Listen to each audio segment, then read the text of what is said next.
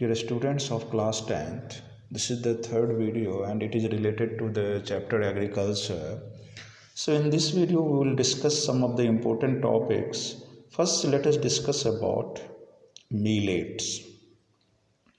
The term millet includes a number of coarse or inferior grains like jowar, bajra and ragi. So these grains are known as coarse grains because these are grown in drier parts of our country. They are also known as dry crops, and these crops are grown on poor soil where it is not possible to grow rice or wheat. And from this topic, millets, you may get one very important question: why are millets called coarse grains? So, if you are getting this question, simply you will write that as millets are grown in drier parts of the country and also they can be cultivated in poor variety of soil, so these grains or the millets are known as coarse grains. So with regard to the millets, they are kharif crops and also rain-fed crops. Our country is the largest producer of millets in the world with the share of about 33% in total world production. Other leading producers are Nigeria, China, and Niger. So, with regard to the millets, though they are coarse grain, but they have very high nutritional value. If you want, you can take the example of ragi. It is very rich in iron, calcium, other micronutrients, and roughage also. Now let us discuss about all these millets one by one. So first we will discuss about the crop that is jowar.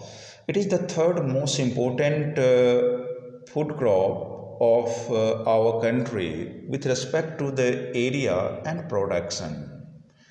It is a rain-fed crop which can be grown in the arid areas which hardly need irrigation. Major producers are Maharashtra, Karnataka, Andhra Pradesh, and Madhya Pradesh. And with regard to the state of Maharashtra, it is the largest producer of jowar in India. After that, we will discuss about bajra. It is a dry crop which grows well on sandy and shallow black soil. Rajasthan is the largest producer of bajra. Other producers are Uttar Pradesh, Maharashtra, Gujarat, and Haryana. And after that, we will discuss about ragi.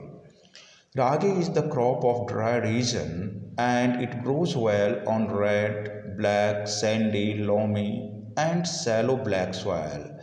Karnataka is the largest producer and it is followed by Tamil Nadu. Other ragi producing states are Himachal Pradesh, Uttarakhand, Sikkim, Jharkhand, and Arunachal Pradesh. And with regard to all these millets, these are used as food by the human beings. And with regard to the leaves and stall, what the farmers are getting from the millets are used as fodder for livestock. Now we will discuss another crop, that is maize. So with regard to the maize, this crop is a cereal crop and a coarse grain in northern plain and also hilly tracts of our country. And this crop is grown both as food and the fodder crop. And with regard to the geographical requirement for the cultivation of maize, as it is a kharif crop, so it requires temperature in between 21 degrees Celsius to 27 degrees Celsius, and it can be cultivated in old alluvial soil.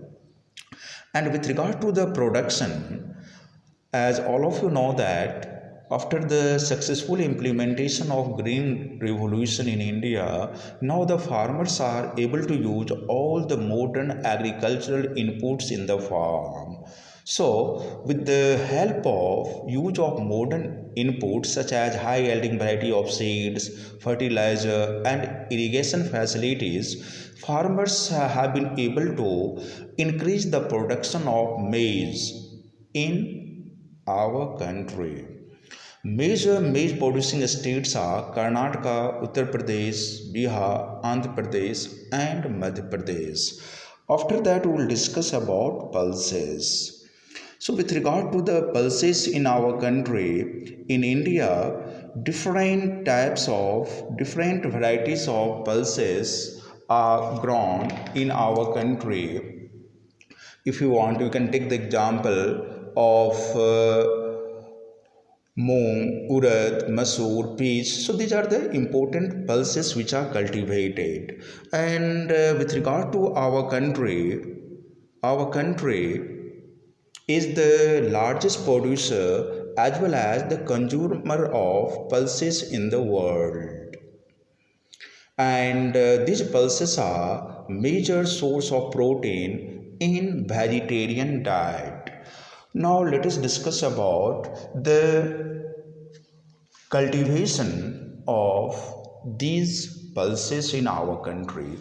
Just I have counted some of the names of the pulses. So these pulses can be grown or cultivated in India as kharif crops and also rabi crops. So if you will take the example of kharif crops, the important kharif crops are tur, urad, and moong. Means these pulses can be grown or are grown as kharif crops in India. And the pulses which are grown as rabi crops are masoor, peas, and gram. And with regard to the pulses, just I have told you that our country is the largest producer and the consumer of pulses. Pulses are the major sources of protein in vegetarian diet. So not only this much, these pulses are these pulses are leguminous crops. So these crops are helping in restoring soil fertility, except arhar. So these leguminous crops are helping in restoring the fertility of the soil by fixing nitrogen from the air. And due to this reason only, these crops are mostly grown in rotation with other crops by the farmers to restore the fertility of the soil. Now let us discuss about the geographical requirements.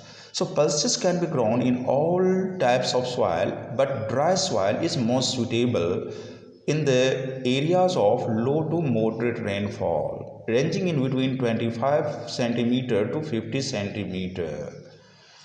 But if there is much rainfall after sowing and also during the flowering of the pulses plant, so that may damage the growth of the pulses and also total production. It needs temperature between 20 degrees Celsius to 30 degrees Celsius. And with regard to the harvesting of the pulses mature in 4 to 5 months. This is the period for maturity of the pulses plants, and after that the plants are pulled out, and when the leaves become dry and begin to shade, they are dried for about a week and then threshed by trampling under the feet of bullocks or beating with a stick. After that, we will discuss about the areas of production. So, with regard to the areas of production, in general, pulses are cultivated all over the India. The important states are Punjab, Haryana, Uttar Pradesh, Maharashtra, Madhya Pradesh, Rajasthan, and Bihar. And Sometimes, generally, what happens in our country, though our country is the largest producer and the consumer of pulses, the production of pulses is lagging behind the demand. When this happens, the gap between the demand and supply is being bridged by importing pulses.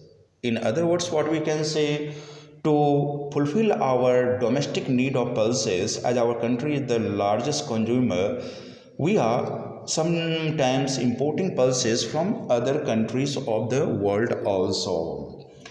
And with regard to the food crops other than grains, we will discuss in the next video. Okay, thank you.